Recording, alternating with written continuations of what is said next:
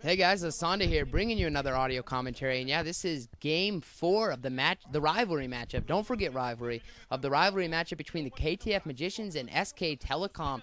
And this is nothing else but a fun and exciting ZVZ matchup. So we have 815 from KTF Magicians and S2 from SK Telecom. Mally's is still on the phone, so we're not doing this one a duel either, but I wanted to keep commentating because this is one of my free days to get in a lot of commentaries, so that's the plan. The only thing that's going to slow me down for my commentaries is my throat is starting to burn. But other than that, I'm good, and I'm excited for some ZVZ action. This should be fun. All right, so yeah, actually SK Telecom is up 3-0, I believe. Yeah, wait, let's think. Yeah, because Midas won. And then Rumble won, and then Best won. So yeah, they're up 3-0. So KTF is in a lot of trouble. Even Flash lost. That shows you how much trouble they are in. So yeah, this is going to be between. This is, as I said before, this is between 815 and S2, and I'm not even positive what map this is on actually.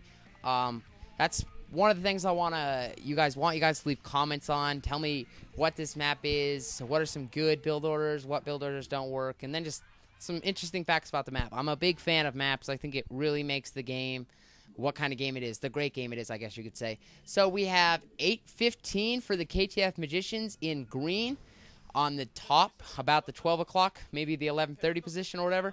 And now we have S, and there he is. There's 815, and then we have S2, the what color is that? The white Zerg player at about the 5 o'clock position, the bottom position. So, okay, let's talk a little bit about each player before we get too far in this. Obviously, ZVZ doesn't leave much time for side talk because it is all micro-heavy focused battle.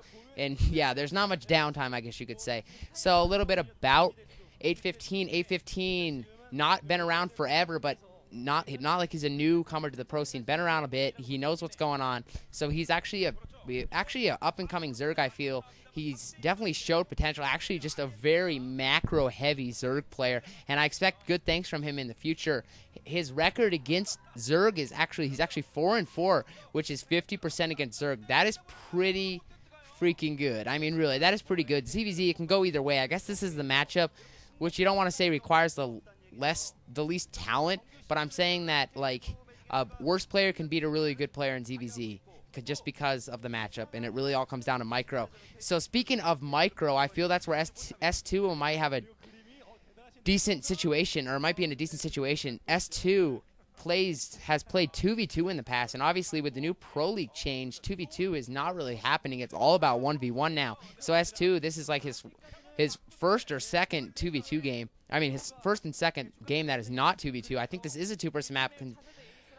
Looking at which way the Overlords have been sent, both players getting the Overlords in the right, sending them in the right direction. So back to the game here. It does look like both players are going with some 12-pool gas, and this is just going to get the speed early. And, yeah, so both players do look like, and now it does look like he's going to get the hatchery, and he's actually going to put this at the natural. Putting it at the natural allowed him to get the second gas, and second gas for Zerg, as we all know, is so big. So A15, and they both are doing it. So yes, A15 maybe a second quicker, but that's not even going to matter, I guess you could say. So, all right, this is really all ZVZ. All it ever comes down to is Mutalisk and Scourge versus Mutalisk and Scourge. So, yeah, okay, definitely what I'd recommend, or definitely what I'm thinking if you play this on Battle.net, I would recommend more Scourges, just because it is, no one can micro like they do because they are pro gamers, and also if you're not playing on land latency, the lag can really affect you, and then you'll never even be able to micro your Mutalisk, because if they had to have the lag that we have on Battle.net, they wouldn't do even a half as good job as they normally do. All right, so here we go. So pretty soon, right now it's just still downtime, but this is going to get exciting very shortly. Hiding the Lings in the corner of the base, and this is very tricky here by by S2, or by 815, sorry.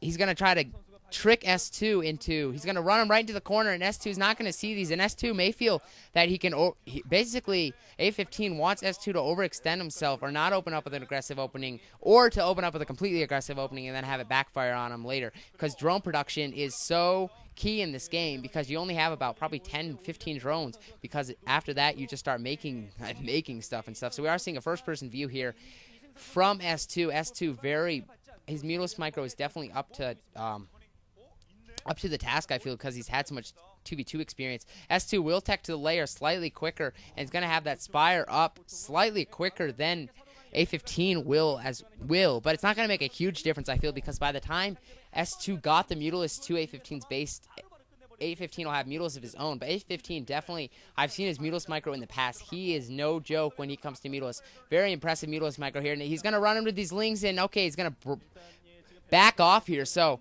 yeah, S2 is going to use Lings to cover up the ramp and basically protect the ramps. And this is just Lings like playing cat and mouse with each other, chasing each other back and forth. No one wants to engage, and this is really what the micro of ZVZ comes down to, I guess you could say. And now he's going to charge in, and I'm glad he didn't go all the way, or that would have been a real bummer for A15. A15, he's not going to, when you run across the bridge like that, your Lings are going in one at a time, and then the Lings on the other side are all attacking your one Ling at a time, and it just equals bad, I guess you could say. It's never going to work out for you. So basically using these Lings to protect the bridge here, and that is pretty awesome. Wow, watching StarCraft on the phone.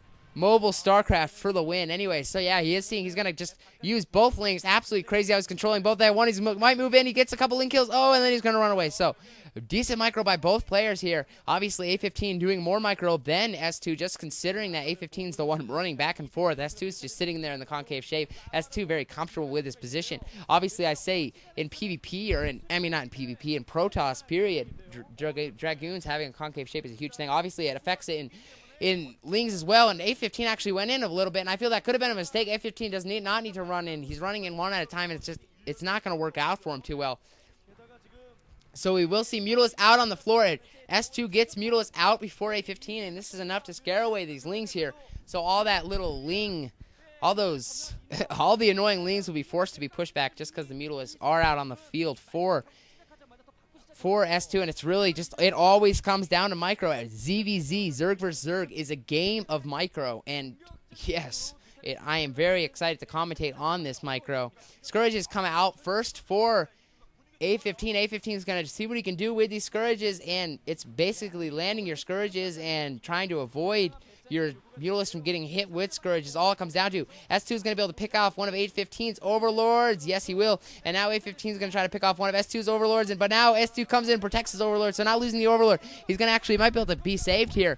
So, and actually gets decent micro by both players. Very nice micro to dodge each other's Scourges. More Scourges out for A15. A15 definitely going for more Scourges than his opponent S2 is. So, yes, in all Scourge, S2 is in a lot of trouble. They're losing those Mutalisks, so now he's just going to, so already things looking very good for A15, already getting more Mutalisks. It's kind of hard to tell exactly how many Mutalisks they do have. I don't have the Korean program that can tell you how many Mutalisks have or how many Mutalisks are dying or whatever, however exactly their program works. I don't have that, so I kind of go by the shadow of the Mutalisks. This is probably about 7 or 8 Mutalisks for A15, and A15's Mutalisk micro has been superb so far. S2 has actually lost a couple Mutalisks, in which each Mutalisk is very, very costly. You just can't lose them because you're running off, let's say, 10 to 15 drones, as I said before, because you just really stopped drone production. If you didn't stop drone production, you'd get dominated. One Ling going to be able to sneak in here. A15 is going to send that Ling in the base, and oh my gosh. A15 is actually going to get a drone kill by one Ling, and obviously S2 has to be frustrated with that. We are, let's say, 10 minutes into the game, and one Ling's going to march in and get a drone kill. That's stuff that can't happen, especially in this. Drones are so important because you can't make Mutalisks if you want to make drones, and vice versa. Because obviously Zerg is the only race that has to make workers from the same place that they make their units. So he's going to come in here and try to get some kills. He's actually going to get one drone kill there. So actually this is, yes, S2 needs to get out of his base, needs to keep A15 out of his base. So A15 going to get 1 or 2 drone kills there, and now just being a pain, really keeping S2 in his base, almost like S2 is a Terran. Alright, so here we go. Yeah, so what SC2 needs to do, he needs to